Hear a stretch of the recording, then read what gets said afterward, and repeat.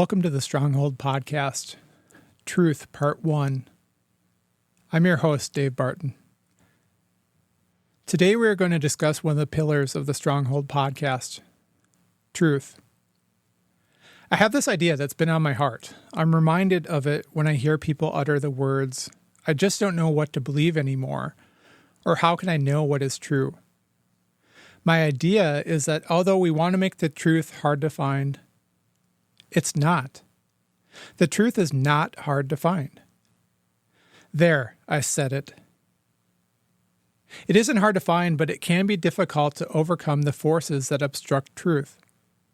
Before I set out to explain why truth is not hard to find, it is important to answer one question. What is it that we are looking for? Let's check Merriam-Webster for some help defining truth. The first definition is the body of real things, events, and facts. Actuality. I don't know. That sounds vague. And quote-unquote real? Defined by who? Let's go to the second definition. The state of being the case. Fact. State? Is that the current state? Is the truth fluid? I don't like that one either. Let's go to the third definition. A judgment, proposition, or idea that is true or accepted as true. Like the truth of thermodynamics. I don't know. That one's too sciencey for me. And again, it seems really fluid. Accepted truth? All right, let's go on to the fourth definition. A transcendent, fundamental, or spiritual reality. I like that. It's human, singular, personal. The fifth definition is fidelity to an original or to a standard. Again, it's human, singular, personal. And then the final definition, sincerity in action, character, and utterance. Yeah, I like that one too. Again, it's human. The truth is human. It's singular. It's personal. So for the purpose of exploring the truth in this podcast, I'm going to focus on definitions 4, 5, and 6. Facts and accepted truths mentioned earlier in other definitions have remained fluid throughout the course of mankind.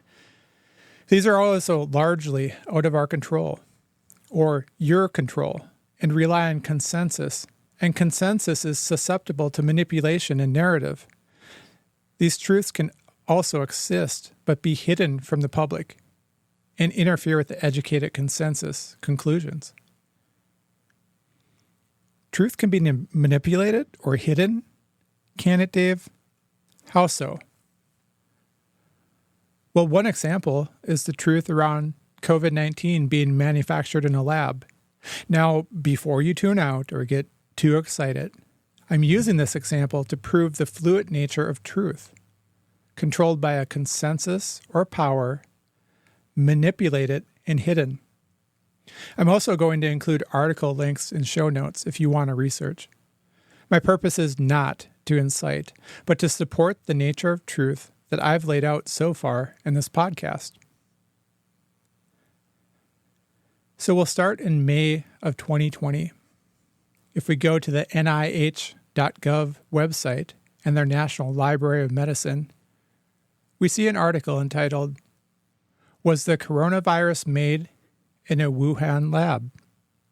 Here's what genetic evidence shows. Despite President Trump's statements that the coronavirus was released from a laboratory in Wuhan, scientists say the evidence points to a natural origin. Fast forwarding from May of 2020 to March of 2023, we go to a House Oversight Committee, and news released entitled COVID Origins Hearing Wrap-Up. Facts, science, evidence point to a Wuhan lab leak.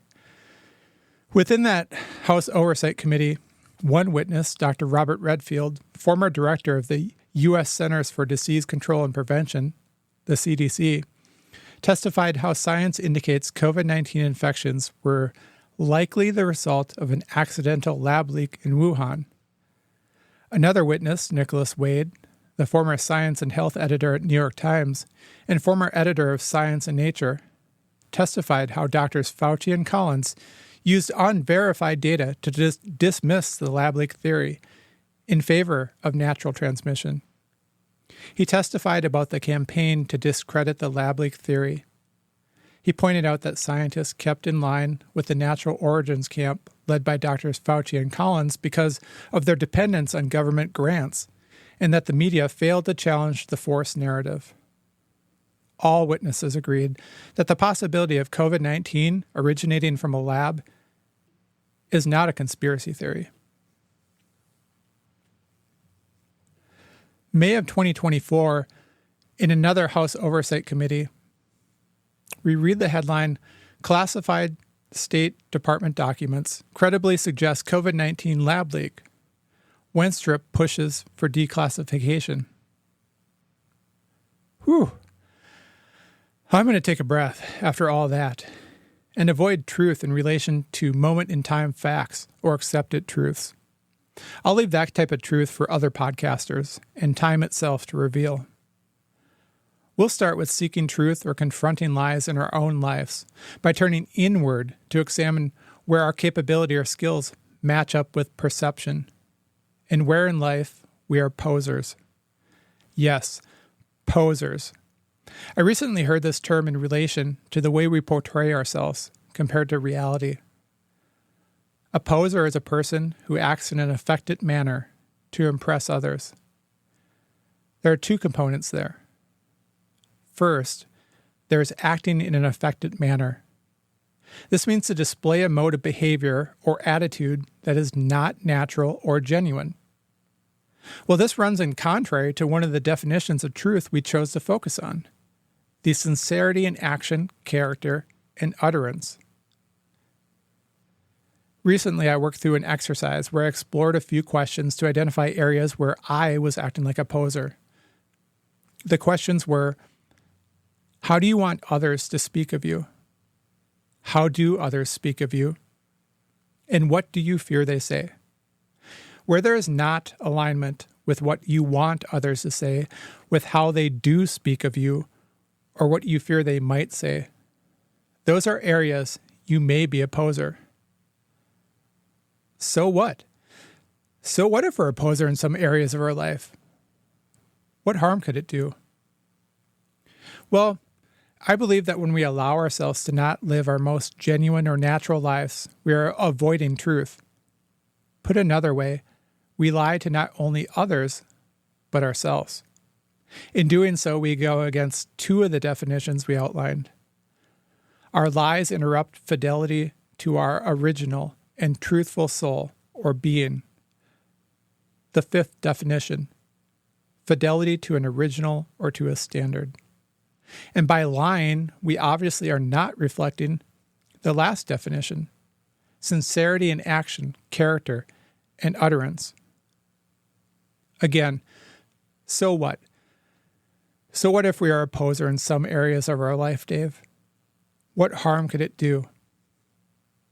I hear what you may be saying. Dave, who made you an expert?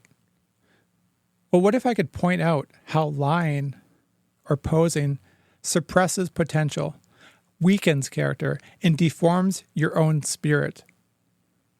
Well then, let's go to some experts and highly recognized thinkers of our time to provide insights. In his book, 12 Rules for Life, Jordan Peterson discusses lying to others. Quote, "And hiding from others also means suppressing and hiding the potentialities of the unrealized self." A way I would describe this is your capability. The problem here is if that you will not reveal your true self to others, then you start to lose your true self to you. For now, remember that hiding truth can suppress your potential or capability. Peterson goes on to add that if you betray yourself, if you say untrue things, if you act out a lie, you weaken your character.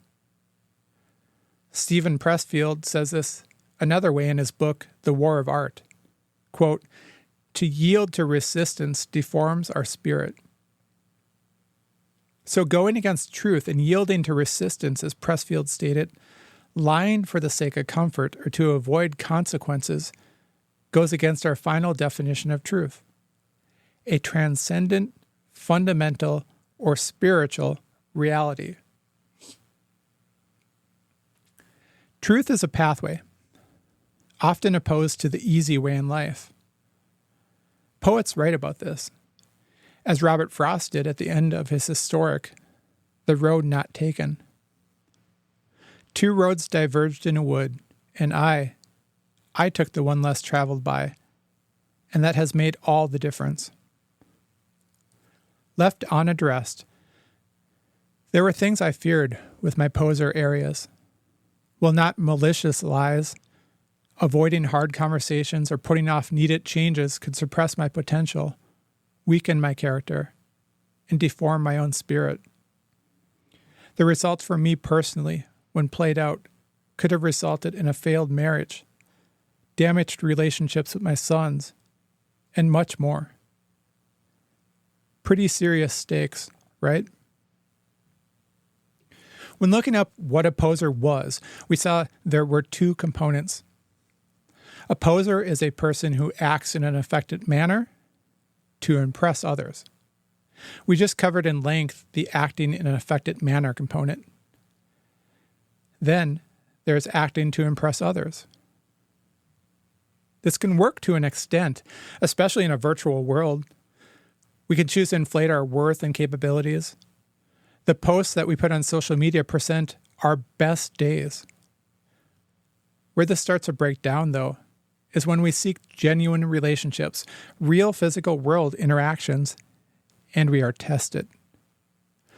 For a moment, let's put aside virtual interactions and just focus on relationships that are void of truth.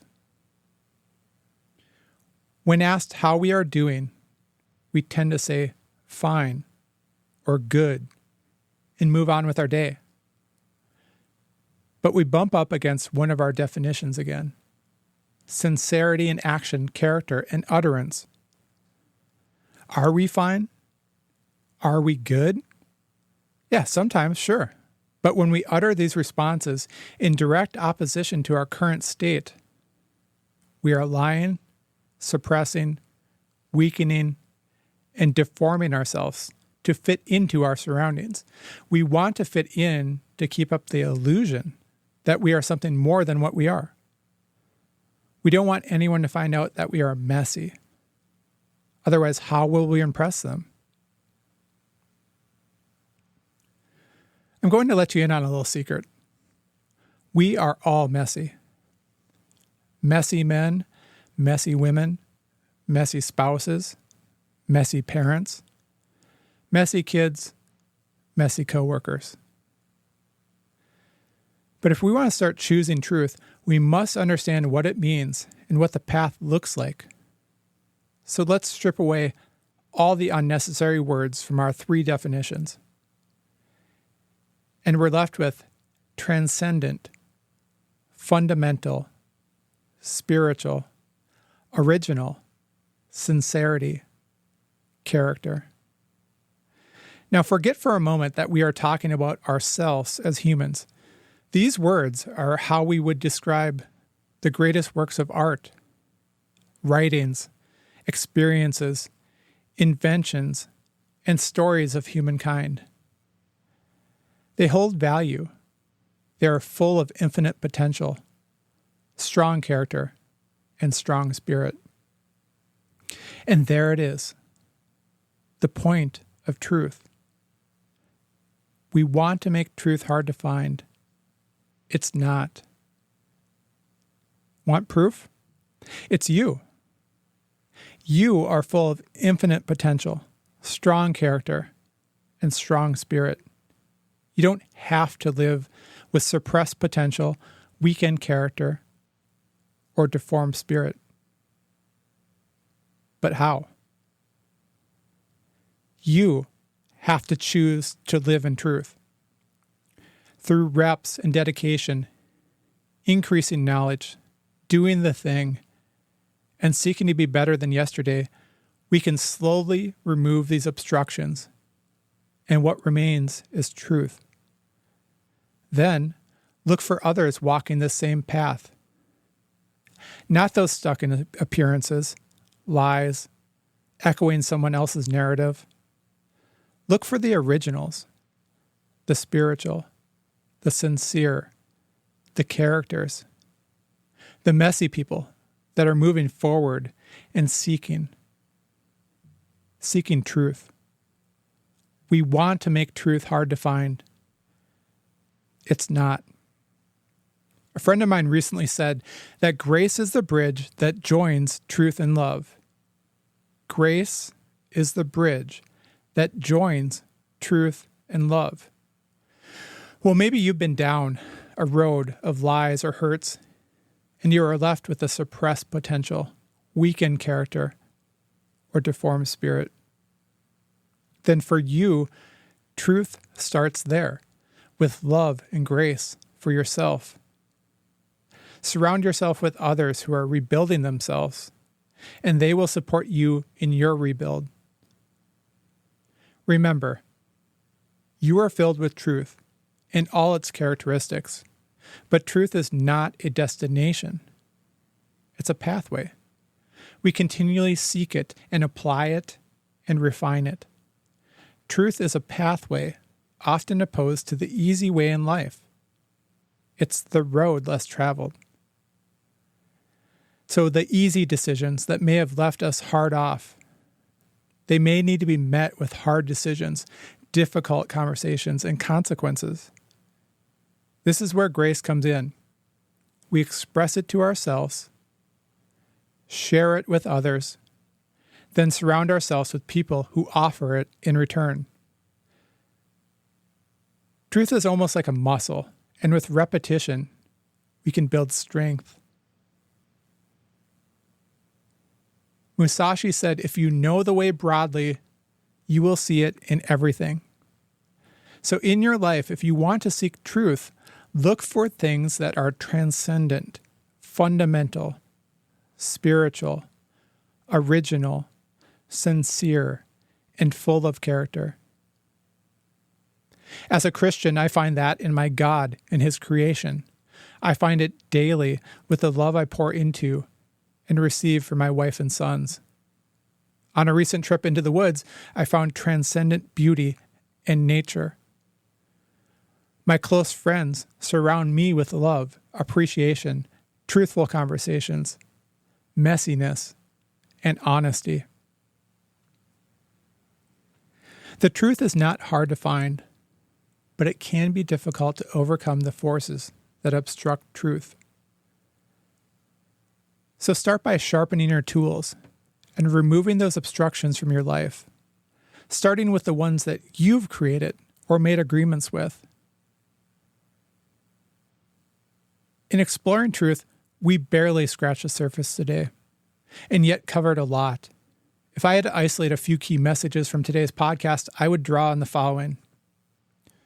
First, the personal nature of truth. Focus on the 3 definitions that we laid out.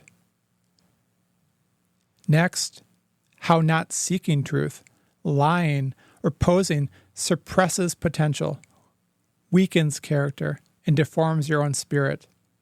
And finally, the reward for seeking truth is discovering that you are full of infinite potential, strong character, and strong spirit. This is certainly not the last podcast I will do on truth. And as a pillar, it'll be woven into many solo and guest podcasts going forward. As Johann Wolfgang von Goethe wrote, I find the great thing in the world is not so much where we stand, as in what direction we are standing. So I challenge you, stand up for truth and seek it. You will find great company. Thank you for joining me and listening into the Stronghold Podcast.